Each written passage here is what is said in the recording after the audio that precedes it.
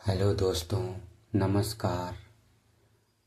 आज मैं रहस्यों से भरी है माँ छिन्न मस्तिका देवी की उत्पत्ति की कथा के बारे में बताने जा रहा हूँ। ध्यान से सुनिए।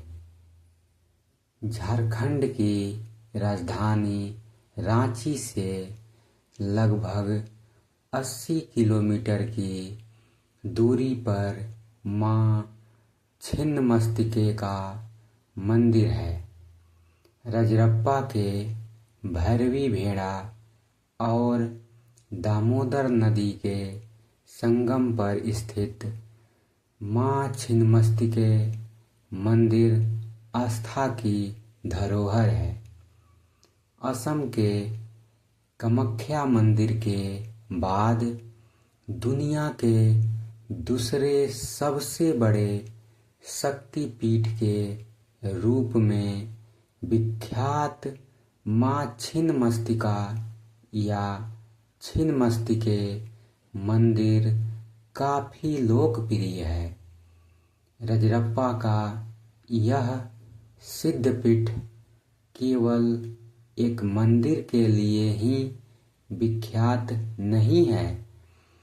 छिन्नमस्तिके मंदिर के अलावा यहाँ महाकाली मंदिर, सूर्य मंदिर, 10 महाविद्या मंदिर, बाबा धाम मंदिर, बजरंगबली मंदिर, शंकर मंदिर और विराट रूप मंदिर के नाम से कुल 7 मंदिर हैं।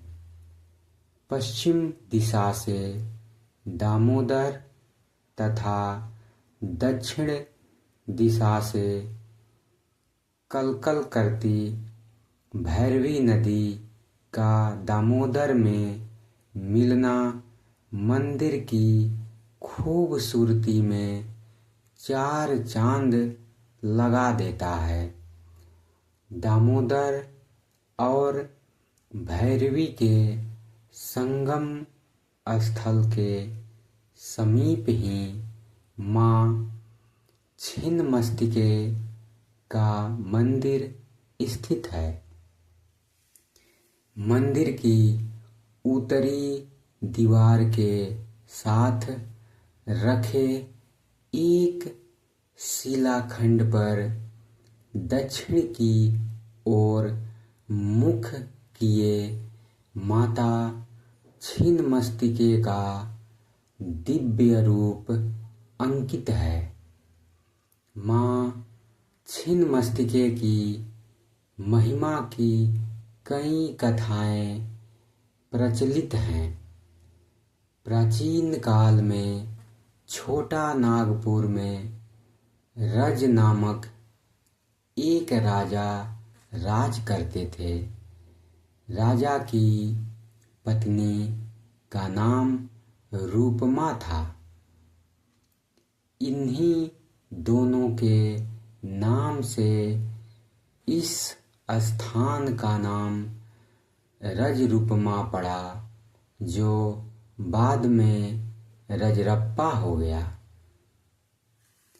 एक कथा के अनुसार एक बार पूर्णिमा की रात में शिकार की खोज में राजा दामोदर और भैरवी नदी के संगम स्थल पहुँचे। रात्रि विश्राम के दौरान राजा ने स्वप्न में लाल वस्त्र धारण किए तेज मुख मंडल वाली एक कन्या देखी।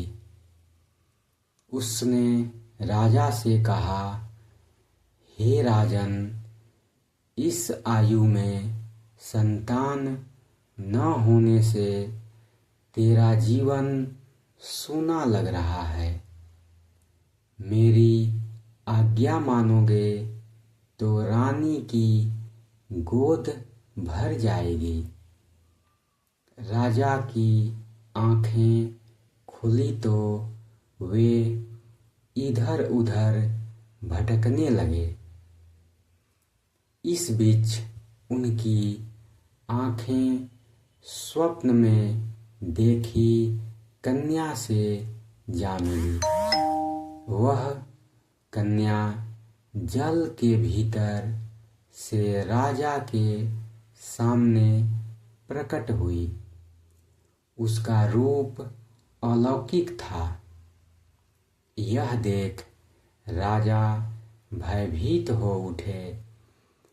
राजा को देखकर वह कन्या कहने लगी, हे राजन, मैं छिन्नमस्तिके देवी हूँ।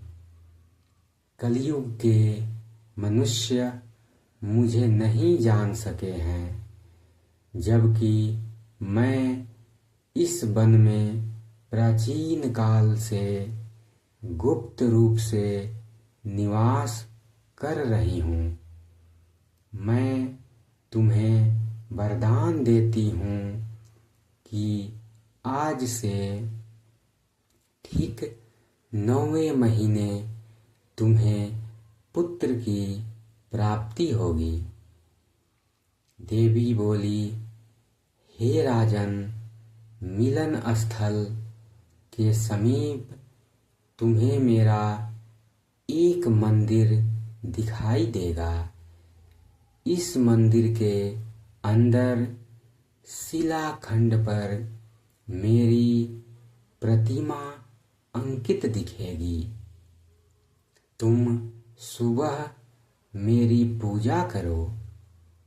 ऐसा कहकर छिन्नमस्तिके अंतर ध्यान हो गई।